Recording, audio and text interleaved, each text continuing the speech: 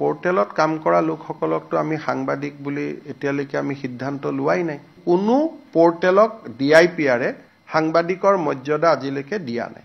তেওঁলোকে নিজে নিজে পোৰ্টেল চলাই আছে, বেলেগ কথা। ৰেজিষ্ট্ৰেচনো নিদিও, আমি এডভাৰটাইজো নিদিও, আই কাৰ্ডো নিদিও।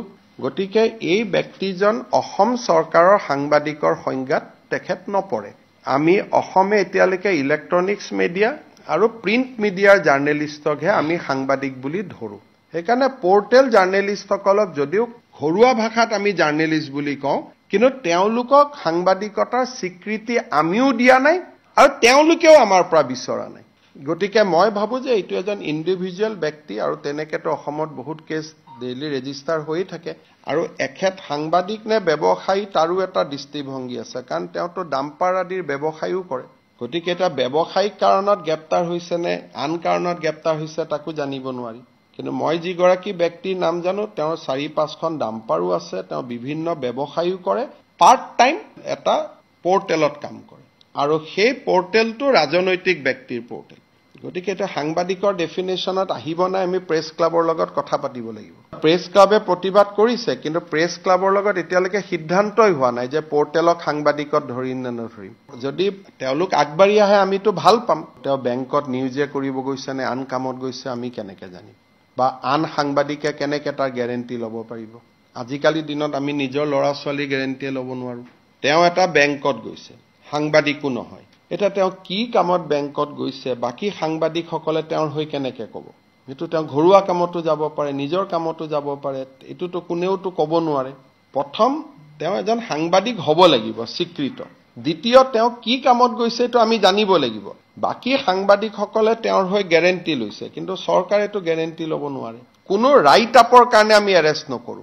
আপুনি মোৰ এগেইনষ্টত লিখিলে তাৰ বাবে আপুনি গ্ৰেপ্তাৰ নহয়, বা মই নকৰো বা আমি কোনেও নকৰো। সাংবাদিকৰ যিটো এটা ফ্ৰীডম আছে এইটো লিখনিক লৈ, কিন্তু কাৰ্যালয়ত গৈ কি কথা বতৰা পাতে সেইটোতো এটা বেলেগ ইস্যু হৈ গ'ল নহয়। তেওঁক ব্যৱসায়ী বুলি ক'ব নে সাংবাদিক বুলি ক'ব সেইটোতো কোনো সিদ্ধান্ত ল'ব নোৱাৰে, কাৰণ তেওঁৰ ফেচবুকতে ডাম্পাৰৰ লগত ফটো আছে। আপোনালোকে নিজে কওক আছে নে নাই? গতিকে তেওঁ এজন এতিয়া ডাম্পাৰ ব্যৱসায়ী নে তেওঁ সাংবাদিক, এই সিদ্ধান্তটো কোনে ল'ব? Who will take this decision?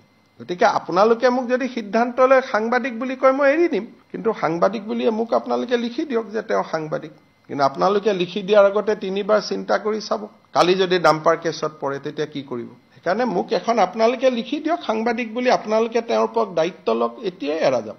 এতিয়া যদি প্ৰতিদিন DUI অমুকৰ সাংবাদিকসকলে আহি কয় যে এইখন আমাৰ কাৰ্ড, আমি সাংবাদিক, তেওঁতো যিটো পোৰ্টেলত আছে তাততো আমি জাৰ্নেলিষ্ট কাৰ্ডো নিদিওঁ। পোৰ্টেলকতো আমি আনাই নাই জাৰ্নেলিজিমৰ ভিতৰত এতিয়ালৈকে। যদি আপোনালোকৰ কিবা আছে, আপোনালোকে যদি তেওঁৰ দায়িত্ব লয় মই এতিয়াই ৰিলিজ কৰি দিম যে তেওঁৰ কোনো ব্যৱসায়িক কথা বতৰা সকলোতে আমি দায়িত্ব ল'ম বুলি আপোনালোকে মোক কৈ দিয়ক। মই 1 ছেকেণ্ডত মই কৈ দিম যে তেওঁ সাংবাদিক এৰি দিয়ক। কিন্তু সাংবাদিক বুলি কোনোবাইতো কওক। মোলৈকেতো এতিয়ালৈকে এখন চিঠিও অহা নাই যে তেওঁ সাংবাদিক বুলি। নে কি মই ভুল কৈছো নেকি? কোনোবাই জনাই দিয়ক মোক সাংবাদিক বুলি, তেতিয়া তেওঁক আমি এখন লাইচেন্স দি দিম আৰু যে আপুনি ডাম্পাৰৰ বিজনেছ কৰিলেও, বেংকত গৈ জবৰদস্তি লোন খুজিলেও আপুনি সাংবাদিক বুলি আপোনাক ট্ৰিট কৰিম। বেল দিলে, কিন্তু আৰু 2-3টা কেছ আছে তেওঁৰ ওপৰত। গতিকে পুলিচে গোটেইকেইটা কেছতে গ্ৰেপ্তাৰ কৰিব আৰু গোটেইকেইটা কেছতে তেওঁ বেল ল'ব। সাংবাদিকৰ নাম কি? তেখেততো পোৰ্টেলত কাম কৰে, আৰু পোৰ্টেলত কাম কৰা লোকসকলকতো আমি সাংবাদিক বুলি এতিয়ালৈকে আমি সিদ্ধান্ত লোৱাই নাই। অসমত যিসকলে পোৰ্টেলত কাম কৰে, লিগেসি মিডিয়া ৰাজ্য চৰকাৰে সাংবাদিকৰ স্বীকৃতি দিয়ে, কিন্তু ইউটিউব চেনেল, পোৰ্টেল এইসকলক সাংবাদিকৰ স্বীকৃতি দিয়াৰ বিষয়টো আপোনালোকৰ লগত আমাৰ আলোচনা চলিহে আছে, সিদ্ধান্তটো হোৱাই নাই। আমি কোনো পোৰ্টেলক ডিআইপিআৰে সাংবাদিকৰ মৰ্যাদা আজিলৈকে দিয়া নাই। তেওঁলোকে নিজে নিজে পোৰ্টেল চলাই আছে, বেলেগ কথা। ৰেজিষ্ট্ৰেচনো নিদিও, আমি এডভাৰটাইজো নিদিও, আই কাৰ্ডো নিদিও। গতিকে এই ব্যক্তিজন অসম চৰকাৰৰ সাংবাদিকৰ সংজ্ঞাত তেখেত নপৰে। আমি অসমে এতিয়ালৈকে ইলেক্ট্ৰনিক্স মিডিয়া আৰু প্ৰিণ্ট মিডিয়াৰ জাৰ্নেলিষ্টকহে আমি সাংবাদিক বুলি ধৰো, আৰু আন পোৰ্টেল সমূহক এতিয়ালৈকে সাংবাদিক বুলি আমি ধৰাৰ সিদ্ধান্ত লোৱা নাই। আৰু সেই বিষয়ে সাংবাদিকসকলৰ লগত আমাৰ আলোচনা চলিহে আছে। আৰু তেওঁলোকে নিজে যদি বিচাৰে যে আমাক ৰেজিষ্ট্ৰেচন কৰক, আমি তেওঁলোকক ৰেজিষ্ট্ৰেচন কৰাৰ কাৰণে ৰাজি আছো, কিন্তু তেওঁলোক নিজেও আগবাঢ়ি অহা নাই।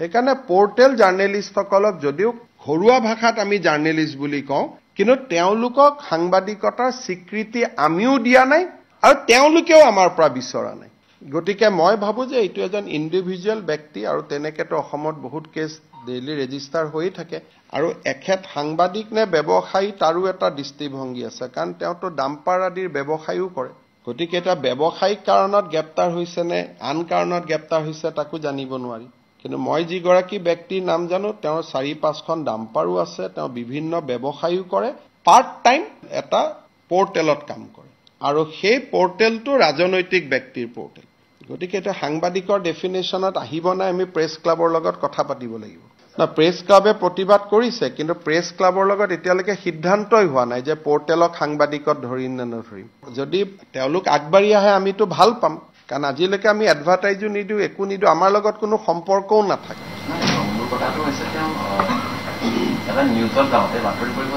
এইটোতো আমি নাজানো তেওঁ বেংকত নিউজে কৰিব গৈছে নে আন কামত গৈছে আমি কেনেকে জানিম বা আন সাংবাদিকে কেনেকে তাৰ গ্যাৰেণ্টি ল'ব পাৰিব আজিকালি দিনত আমি নিজৰ ল'ৰা ছোৱালী গ্যাৰেণ্টি ল'ব নোৱাৰো তেওঁ এটা বেংকত গৈছে সাংবাদিকো নহয় এটা তেওঁ কি কামত বেংকত গৈছে বাকি সাংবাদিকসকলে তেওঁৰ হৈ কেনেকে ক'ব এটো তেওঁ ঘৰুৱা কামতো যাব পাৰে নিজৰ কামতো যাব পাৰে এটোতো কোনেওতো ক'ব নোৱাৰে প্ৰথম তেওঁ এজন সাংবাদিক হ'ব লাগিব স্বীকৃত দ্বিতীয় তেওঁ কি কামত গৈছে তো আমি জানিব লাগিব বাকি সাংবাদিকসকলে তেওঁৰ হৈ গ্যাৰেণ্টি লৈছে কিন্তু চৰকাৰেতো গ্যাৰেণ্টি ল'ব নোৱাৰে যদি সাংবাদিক এজনে গৈ কাবাৰ লগত কাজিয়া কৰিলে তেওঁ এটা এৰেষ্ট নহব নেকি সাংবাদিক এজনে কাবাৰ লগত হুলস্থিল কৰিলে তেওঁ এৰেষ্ট নহব নেকি লিখা পঢ়াৰ ক্ষেত্ৰত এৰেষ্ট নহয় যদি লিখা পঢ়া কোনো ৰাইট আপৰ কাৰণে আমি এৰেষ্ট নকৰো আপুনি মোৰ এগেইনষ্টত লিখিলে তাৰ বাবে আপুনি গ্ৰেপ্তাৰ নহয় বা মই নকৰো বা আমি কোনেও নকৰো সাংবাদিকৰ যিটো এটা ফ্ৰীডম আছে এটো লিখনিক লৈ কিন্তু কাৰ্যালয়ত গৈ কি কথা বতৰা পাতে সেইটোতো এটা বেলেগ ইস্যু হৈ গল নহয়